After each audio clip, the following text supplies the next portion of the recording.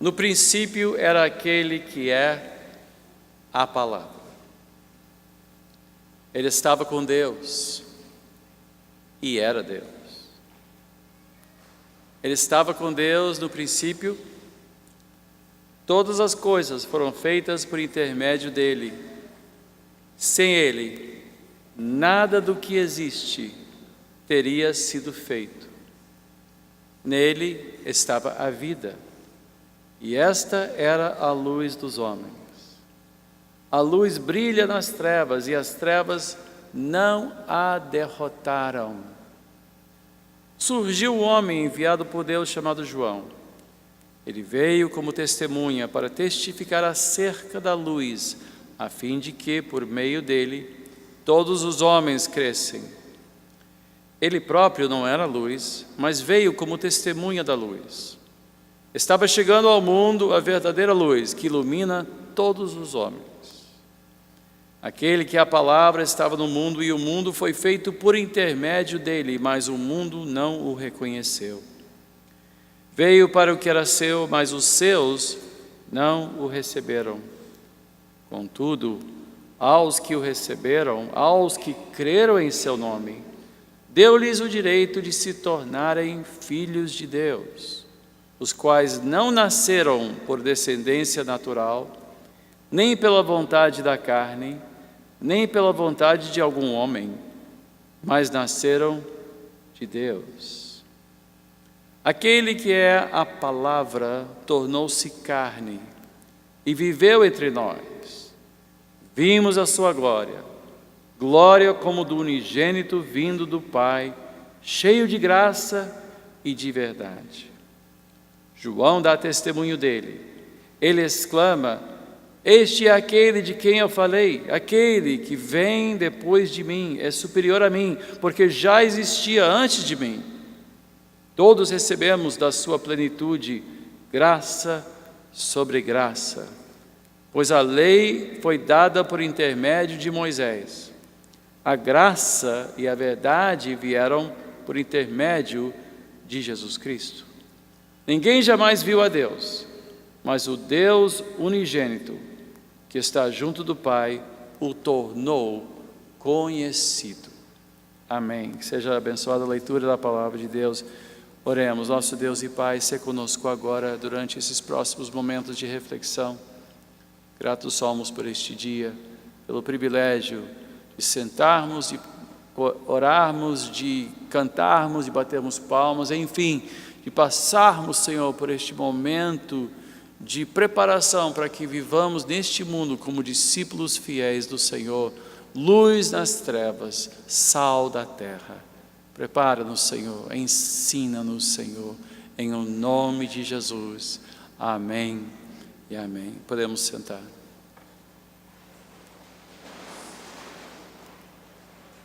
Gastaremos 4 semanas agora em contagem regressiva do Natal, para o Natal. Só que para fazer isso nós vamos voltar ao início, aos primeiros princípios, aos primeiros anúncios, e em particular nós vamos viver neste primeiro capítulo, durante as próximas semanas, nesse primeiro capítulo de João. Mas vamos começar respondendo uma pergunta que muitos têm, mas nunca expressam. Do que se trata a Bíblia? Qual é o assunto principal da Bíblia? Alguns entendem a Bíblia como um livro de sabedoria, uma literatura sublime ou um registro de uma religião criado pelos antigos, que explica alguns fenômenos com histórias, com ensinamentos.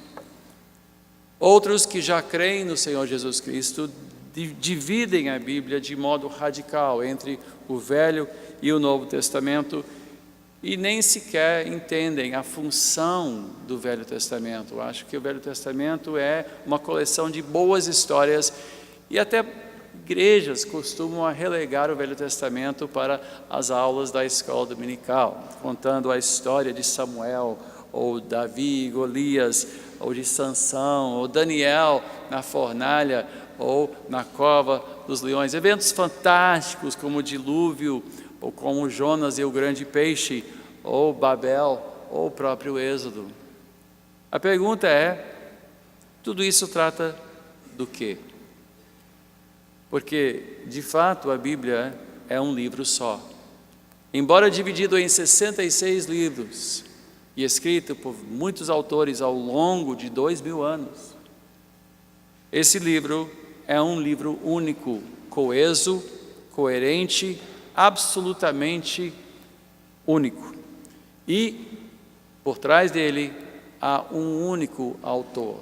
Pois Paulo disse em 2 Timóteo 3,16, toda a Escritura é literalmente soprada por Deus, inspirada por Deus, e é útil para o ensino, para a repreensão, para a correção e para a instrução na justiça, para que o homem de Deus seja apto e plenamente preparado para toda boa obra. Bom, nós sabemos então, segundo Paulo, para que serve a Bíblia, mas a pergunta é, qual é o assunto da Bíblia? Qual é o principal objetivo? Do que se trata? Fala do quê? Fala de quem? É um livro de ética? Ou é um livro de história somente? É um livro que nos ajuda a evitar o inferno e ir para o céu? Bom, tudo em parte, mas o principal que nós temos que entender sobre a Bíblia é que a Bíblia é a história de Deus. A Bíblia é a revelação de Deus. Deus está contando aqui a sua história.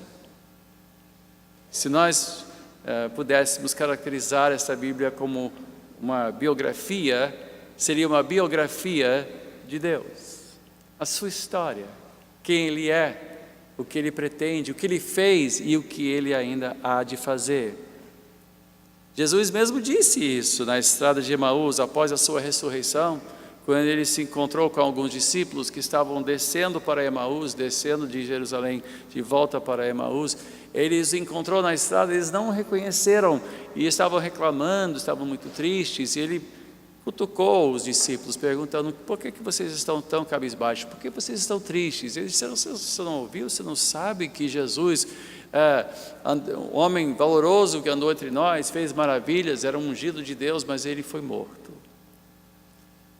E em Lucas 24, diz assim, Ele lhes disse, Jesus então respondeu a eles, como vocês custam a entender e como demoram a crer em tudo que os profetas falaram? Não devia o Cristo sofrer essas coisas para entrar na sua glória? E começando por Moisés e todos os profetas, explicou-lhes o que constava a respeito dele em todas as Escrituras. Ou seja, todas as Escrituras apontam para Deus e, especificamente, apontam para Jesus. Não só o Novo Testamento, mas o Velho Testamento também. A nossa vida espiritual consiste, ela tem seu fundamento no conhecimento de Jesus. Quem conhece pessoalmente a Deus, conhece o seu Filho, Jesus Cristo. E nisto há a vida eterna. Foi isso que Jesus falou. Jesus, na sua oração sacerdotal, em João capítulo 17, você pode até abrir, João 17, capítulo 1, aliás, João 17, versículo 1.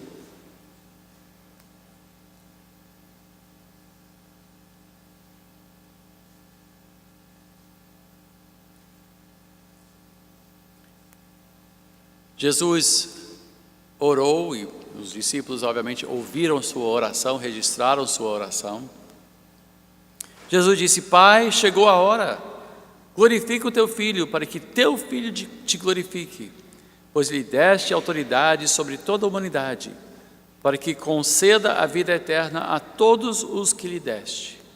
Esta é a vida eterna, que te conheçam, o único Deus verdadeiro, e a Jesus Cristo, a quem enviaste. Ou seja, vida eterna se estabelece, se fortalece, existe pelo conhecimento, por meio de conhecer Jesus Cristo. E isto requer que nós conheçamos a sua palavra, pois a palavra toda aponta para Ele, não só o Novo Testamento, não só os 4 evangelhos, não só as epístolas que apontam de volta para o que Ele fez, mas o Velho Testamento que também aponta para frente, falando sobre o Filho de Deus. Paulo disse, este é o alvo da nossa vida, conhecer Jesus. Conhecer Jesus. Eu estava num avião com um homem que estava do outro lado do corredor, e ele virou para mim e disse, o que você faz na vida? Eu vi que o homem era meio assim. Eu disse, eu sou um tipo de padre. Eu não sabia o que eu estava meio provocante, o cara. Eu vi que o homem era um homem. Ele disse, você é um tipo de padre? É um tipo de padre. Eu sou gay, o que você acha disso? Eu disse, o problema é seu. O que você tem contra mim? Eu não sei, eu não tenho nada contra você, eu não conheço você. Qual é o meu problema então? Esse é o problema, é o seguinte, você não conhece Deus. Mas eu já dormi com muitas mulheres. Eu não tenho nada com isso, mas você não conhece a Deus. Seu problema não é ser gay ou não ser gay, ou com quem você dorme ou não dorme. Seu problema é que você não conhece Deus. Você precisa conhecer Deus, porque vida eterna é conhecer Deus. E Paulo disse, isso é o alvo mais sublime das nossas vidas. Ele falou em Filipenses 3, você pode até abrir, porque é uma passagem um pouquinho maior, Filipenses 3, versículo 7.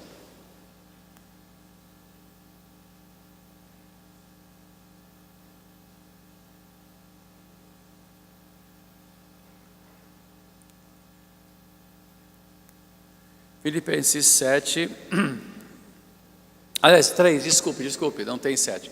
Filipenses 3,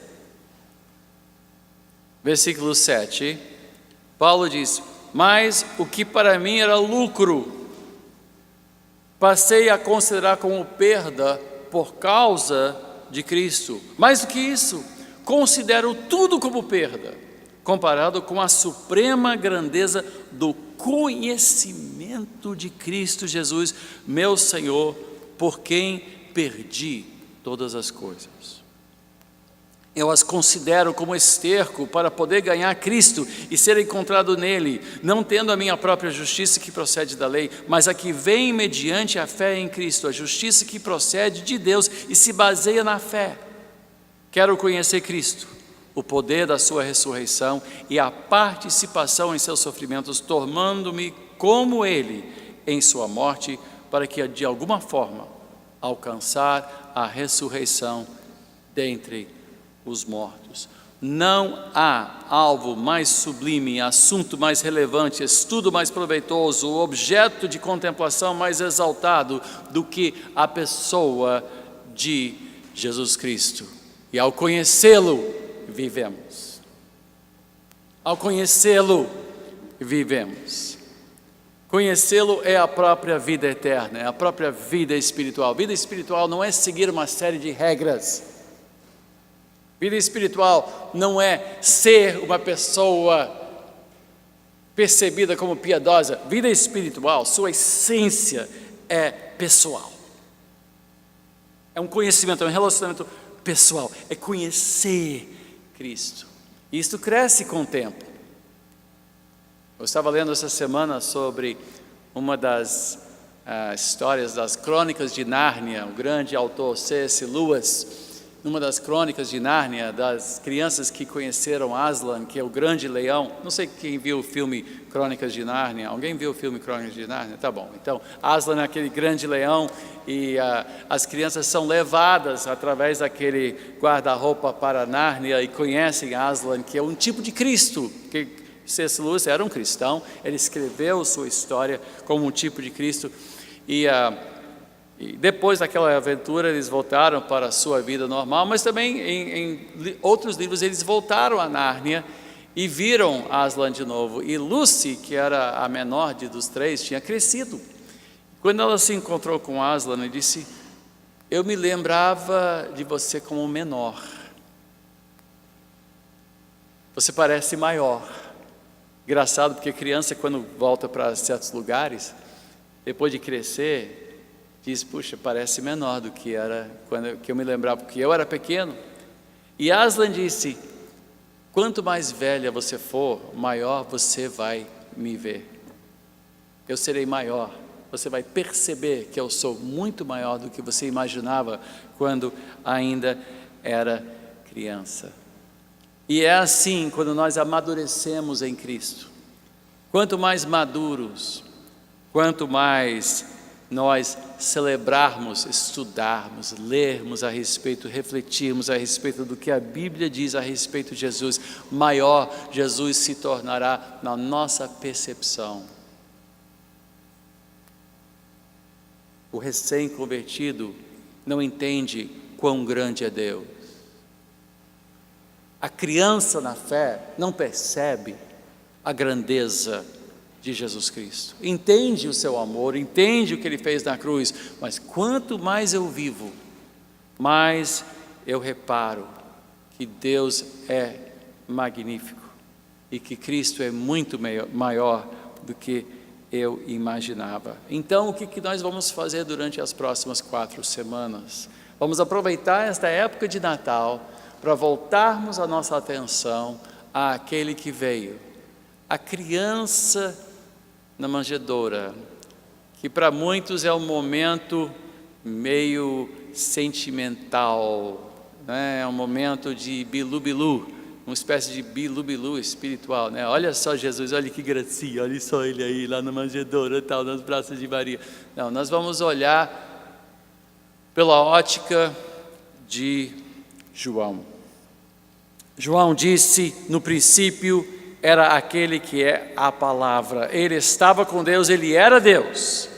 Ele estava com Deus no princípio.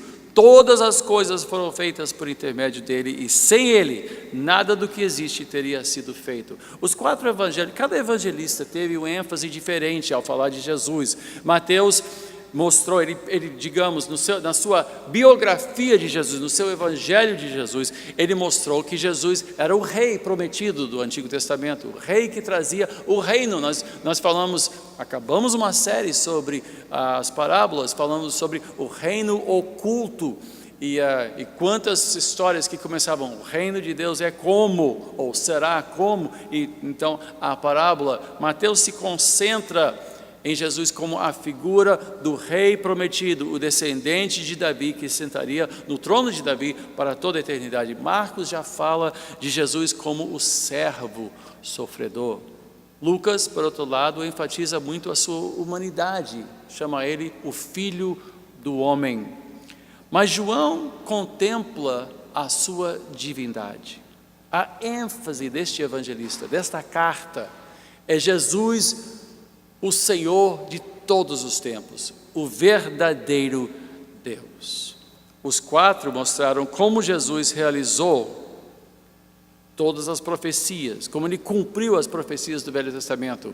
Mas João, que é um livro à parte, é um evangelho à parte, os 3 primeiros evangelhos, Mateus, Marcos e Lucas, são razoavelmente parecidos. Eles cobrem o mesmo material, pequenas diferenças, mas são conhecidos como os evangelhos sinópticos, ou seja, há uma certa coerência entre eles. João já é um evangelho diferente, bem diferente. Provavelmente foi o último evangelho a ser escrito. João escreveu, então, de uma maneira profundamente filosófica, fala sobre Jesus como o verdadeiro Deus. E o texto que nós acabamos de ler, João capítulo 1, começa de uma maneira muito familiar, porque ele começa dizendo, no princípio, Deus.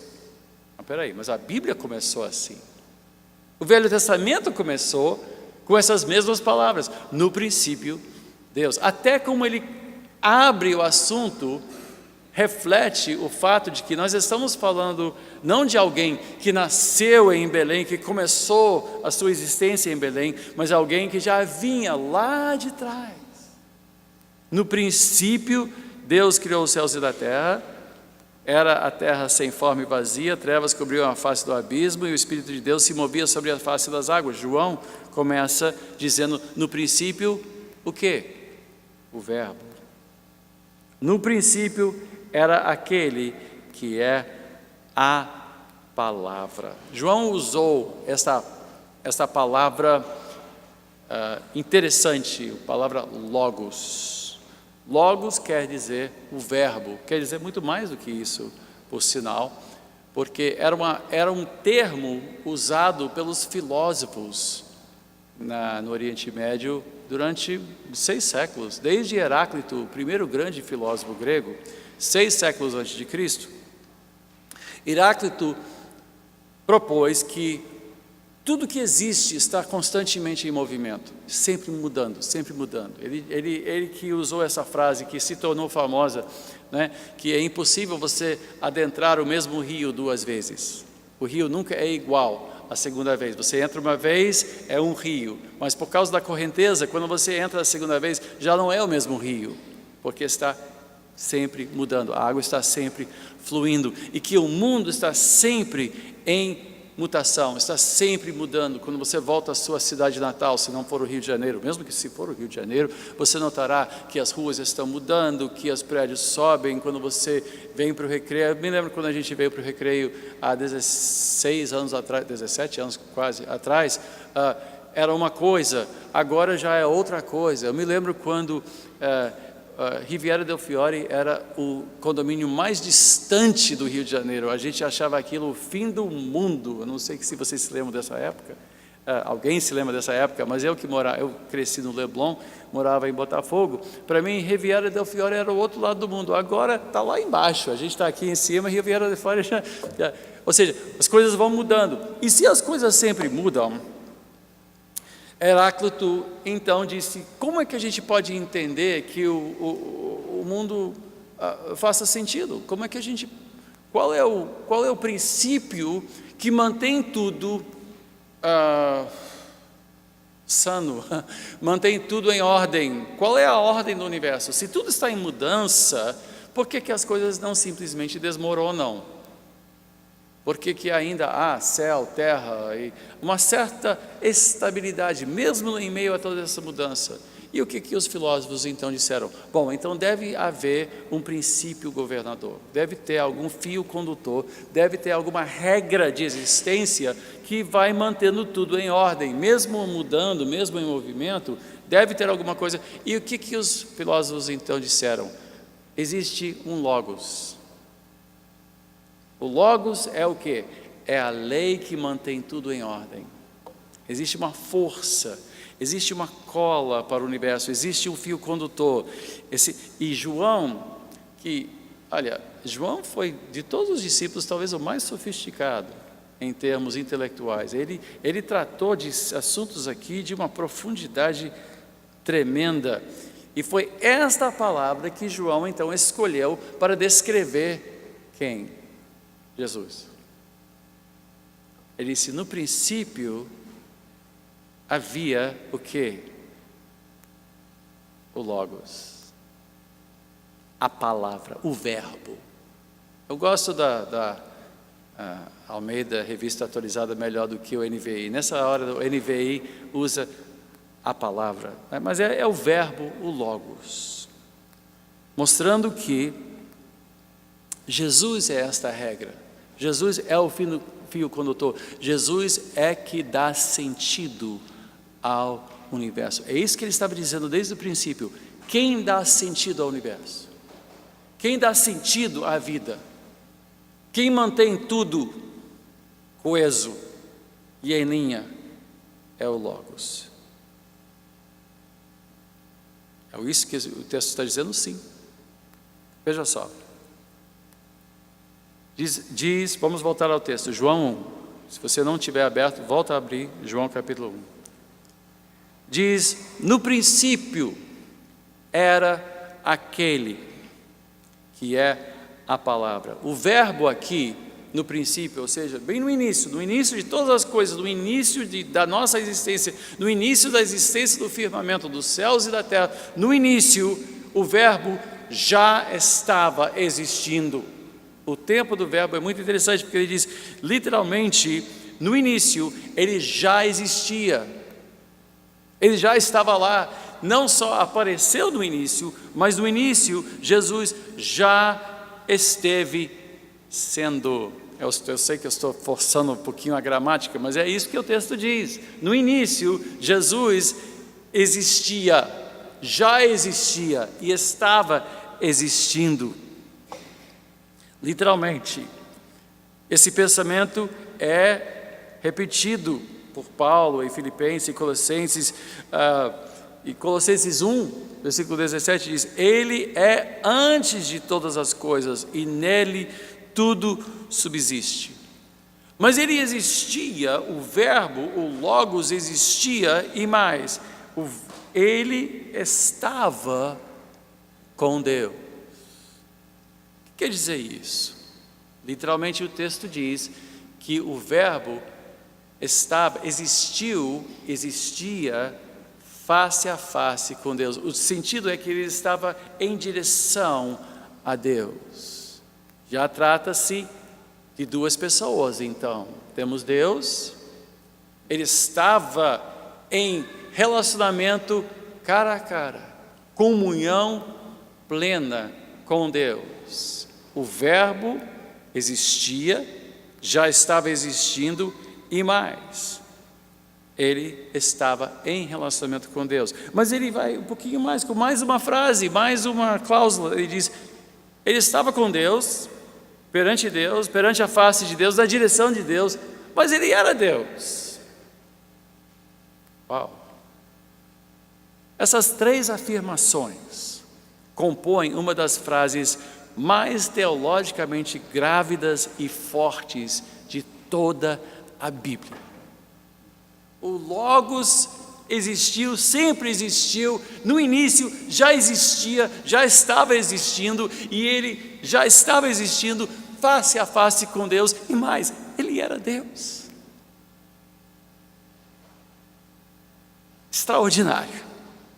Ele constantemente e eternamente existiu, constantemente e eternamente viveu em relacionamento íntimo com Deus, e de fato ele era ele mesmo e também Deus. Quando ele acalmou o mar e a tempestade obedeceu, os discípulos estavam apavorados, eles se voltaram e disseram, que tipo de homem é esse? E a resposta é Deus. Deus. Quando falamos de Jesus na manjedoura, estamos falando de quem? Estamos falando de Deus. E mais, segue a próxima afirmação. Diz, todas as coisas foram feitas por intermédio dele, sem ele, nada do que existe teria sido feito. Ou seja, Jesus Cristo, Jesus o Nazareno, Jesus Cristo criou o universo. Ou seja, por meio dele, tudo foi criado. Se nós voltarmos para Gênesis, isso não é mencionado explicitamente, mas nós vemos algo muito interessante no início de Gênesis. Por quê? Porque o texto diz, no princípio, Deus, e disse Deus, haja luz. 9 vezes no capítulo 1, a frase, e disse Deus, e algo que não existia passou a existir. Nós vemos o quê? A presença do quê? Da palavra. Quando a gente diz, e Deus falou, nós tentamos, de certa forma, projetar para Deus aquilo que nós fazemos quando falamos.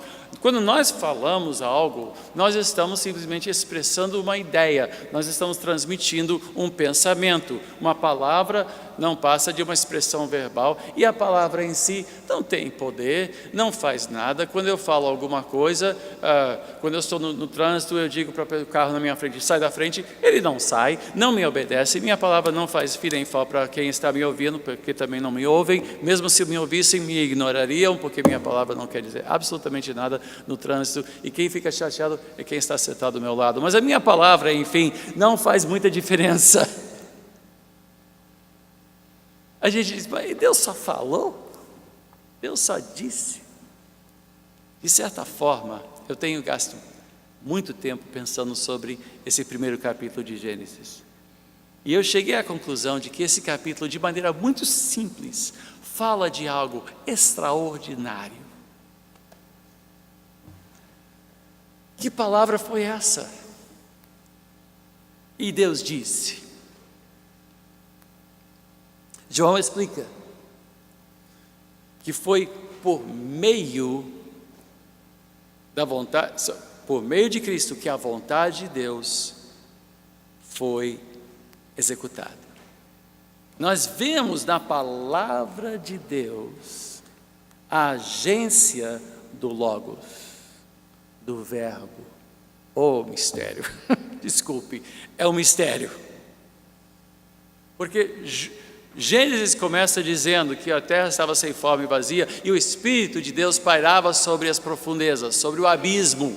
Mas quando Deus fala, o sol é criado, a lua é criada para reger as trevas, o sol para reger o dia. Ele lança no firmamento bilhões e trilhões de planetas e estrelas. Quando nós pensamos sobre a imensidão do universo, a Bíblia diz que Deus criou, mas Ele criou por intermédio não só de algo, mas de alguém. O Logos é uma pessoa. Aquele neném na manjedoura, aquela criança nos braços de Maria, foi Ele. Foi por meio dele. Ele foi o executor da vontade do Pai, criando céus e terra. Nossa confissão, o credo apostólico, afirma que nós cremos em Deus Pai Criador, Todo-Poderoso Criador, e em seu Filho Jesus Cristo, o unigênito do Pai, que foi concebido por obra do Espírito Santo, nasceu da Virgem Maria, padeceu sob o poder de Pôncio Pilatos, foi crucificado, morto e sepultado. Mas o que o credo apostólico deixa de... Porque credos têm seus limites, não é a Bíblia, não é? A Bíblia vai mais fundo e diz: o Pai é sim todo-poderoso, Criador dos céus e da terra, mas Ele criou por intermédio do Filho. O Filho foi o agente, foi o executor da vontade do Pai. E quando nós lemos em Gênesis, o que parece um texto muito despretensioso, um texto muito simples, e Deus falou, Deus falou, não. O texto de Gênesis nos remete a um mistério cósmico, eterno, infinito, porque foi através do Verbo que o que não existia passou a existir. Isso é abundantemente afirmado no Novo Testamento. Colossenses 1, versículo 16. Se quiser abrir, pode. Vai me dar tempo para beber um pouquinho de água só. Colossenses 1, 16 diz, falando de Jesus Cristo, diz: pois nele foram criadas todas as coisas nos céus e na terra, as visíveis e as invisíveis, sejam tronos ou soberanias, poderes ou autoridades, todas as coisas foram criadas por Ele e para Ele. Ele é antes de todas as coisas e nele tudo subsiste. Literalmente, o Logos, a cola do universo, o princípio regulador do universo, a lei que mantém tudo em ordem, a razão da lua não cair sobre a terra, não sair da sua órbita, é porque Jesus assim o determina constantemente. A razão do mar não flutuar e ir embora, permanecer no seu leito, é porque Jesus, o Verbo vivo, sustenta o mar no seu leito. A razão disto não desmanchar, a razão deste púlpito, deste chão não desmanchar, é porque Jesus é a cola do universo, aquele neném na manjedoura. Tudo foi criado por intermédio dele. Hebreus 1 diz: Há muito tempo Deus falou, muitas vezes, de várias maneiras, aos nossos antepassados, por meio dos profetas, mas nesses últimos dias falou-nos por meio do Filho, a quem constituiu herdeiro de todas as coisas e por meio de quem fez o universo. Veja só, repete de novo, o Novo Testamento bate, foi por meio dele, ele foi o instrumento da criação dos céus e da terra, e mais, Filho é o resplendor da glória de Deus e a expressão exata do seu ser, sustentando todas as coisas por sua palavra poderosa. O mundo só vai acabar se assim o Filho desejar, se o Logos determinar. Enquanto ele sustentar o mundo, não existe bomba atômica que acabe conosco. E é por isso que toda a criação adora. Gente, a criação toda adora o Logos. Os anjos, os seres viventes, os querubins. Apocalipse 4 fala da sala do trono e todos clamam dizendo: Tu, Senhor e Deus nosso, és digno de receber a glória, a honra e o poder, porque criaste todas as coisas e por tua vontade elas existem e foram criadas. E mais, a nossa própria vida depende do Logos, depende dele. Paulo disse em 1 Coríntios 8:6, para nós, porém, há um único Deus, o Pai, de quem vêm todas as coisas e para quem vivemos, e um só Senhor, Jesus Cristo, por meio de quem vieram todas as coisas e por meio de quem vivemos.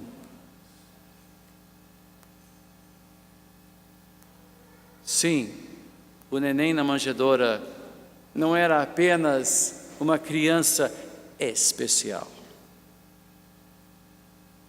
com um certo quê de divindade. Às vezes a gente come uma sobremesa e diz: manjar dos deuses, tem um quê de divindade nesse manjar, nesse mousse de chocolate. Atribuímos certo, ou alguém que é muito virtuoso, a gente diz: essa pessoa é tão especial, essa aí é um ungido de Deus.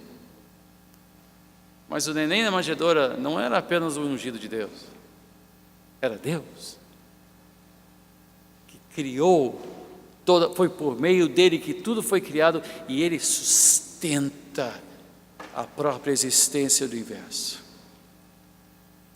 Ao longo dessas semanas, e nos preparando para o Natal,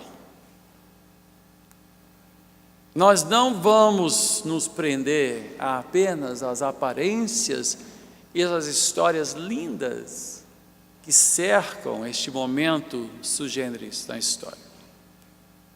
É certo que Natal, com a estrela que os reis viram de longe,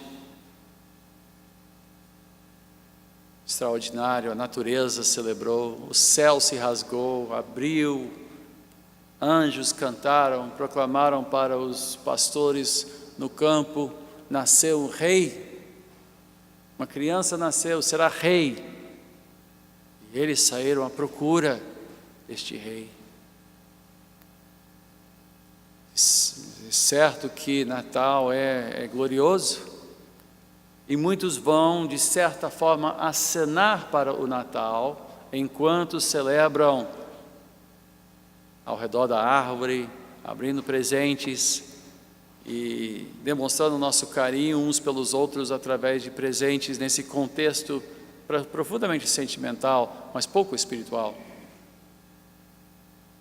Mas com um certo aceno para Belém. É bonito Belém. Legal isso, né? O neném Jesus. Que coisinha linda, que coisa fofa, que coisa rica, que fofucho que está lá nas mãos de Maria.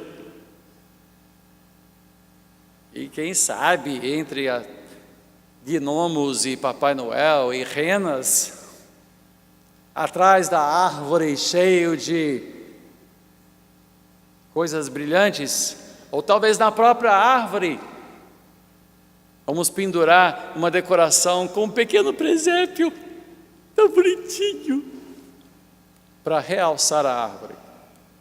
Não.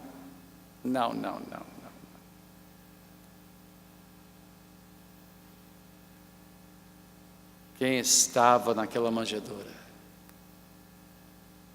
João diz, no princípio, antes do início de tudo, já existia o Verbo, a palavra. E ele vivia eternamente, face a face com Deus, e era Deus.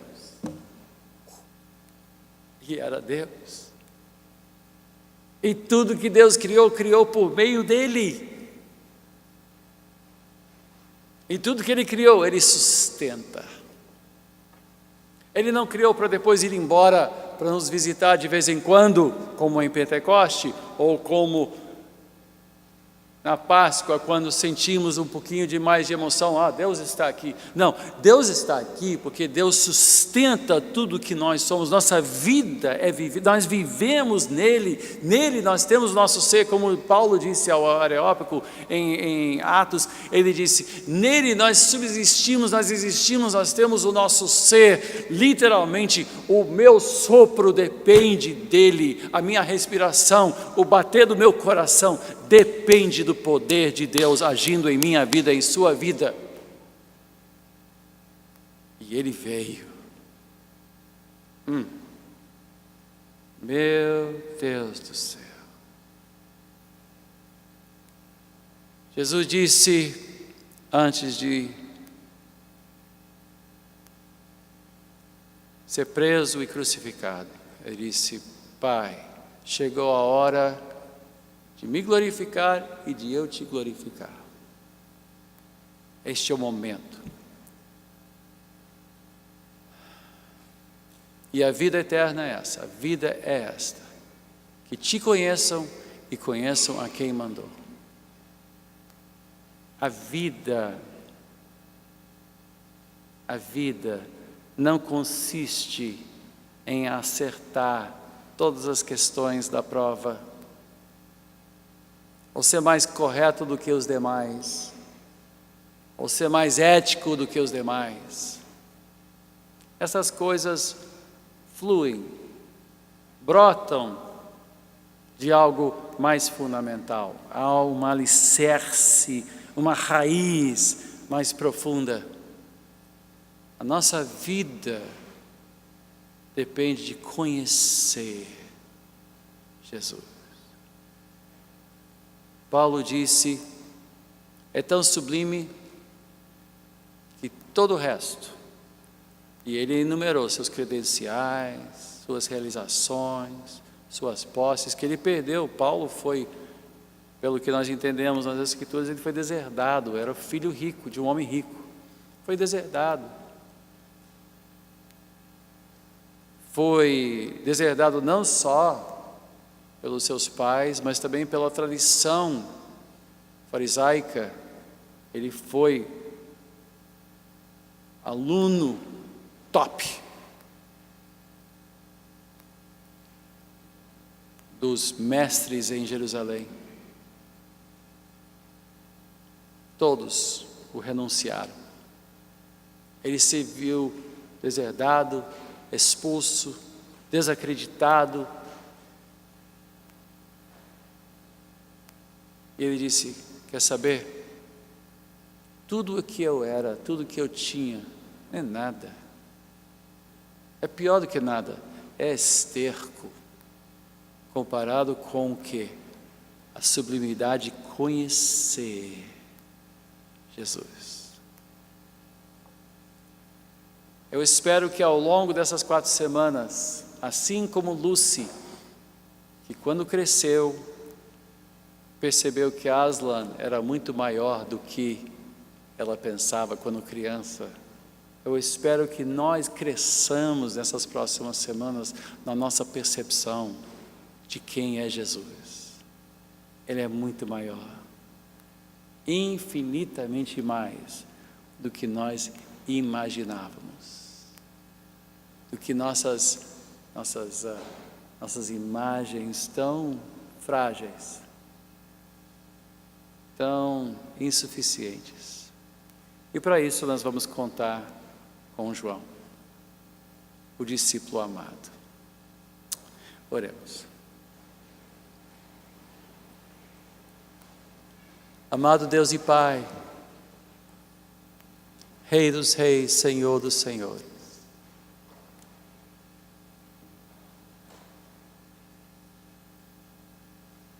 nós te adoramos, contemplamos a tua glória e a glória do Filho, o Verbo, a palavra, o Logos,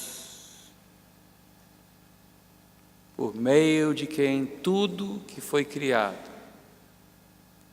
passou a existir. Bendizemos o nome de Jesus Cristo, aquele que da cruz bebeu o cálice da ira de Deus e pagou a pena que nós merecíamos pagar. Este que sustenta o próprio tecido do universo. Este que dá sentido à vida. Dá sentido, embora tudo mude. Céus e terra mudam, passam, mas o Verbo continua.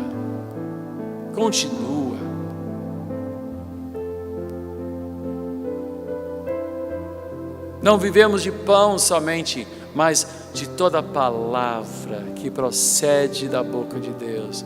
Nós vivemos da palavra. A palavra nos sustenta, o Verbo nos sustenta, o Logos nos fortalece, os Logos nos dá sentido de vida. Em meio a tantas mudanças, uma coisa não muda: o Rei dos reis, o Senhor dos senhores, Alfa, Ômega, princípio e fim, de eternidade a eternidade. Tudo que respira louva a Deus e ao Cordeiro que senta no trono.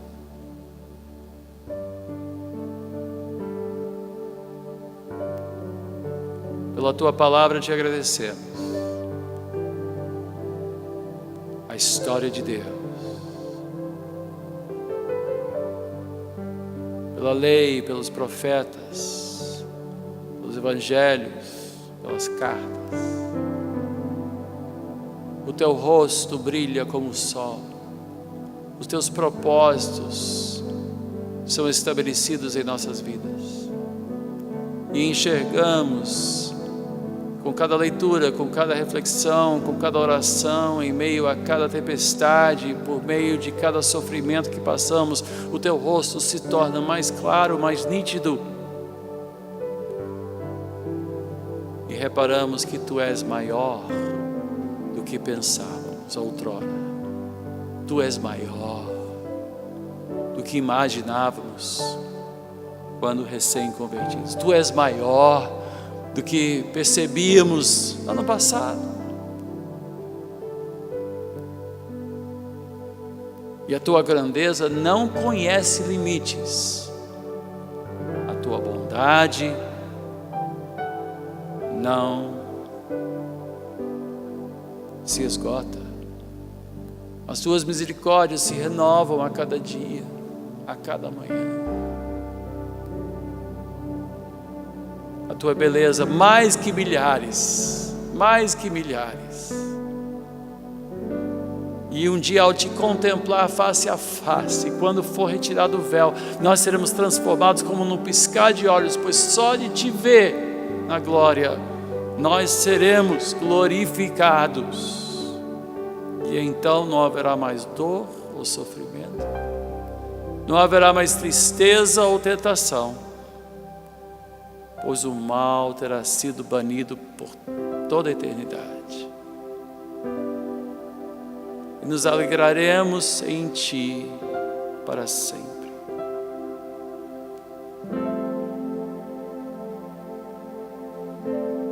Amém.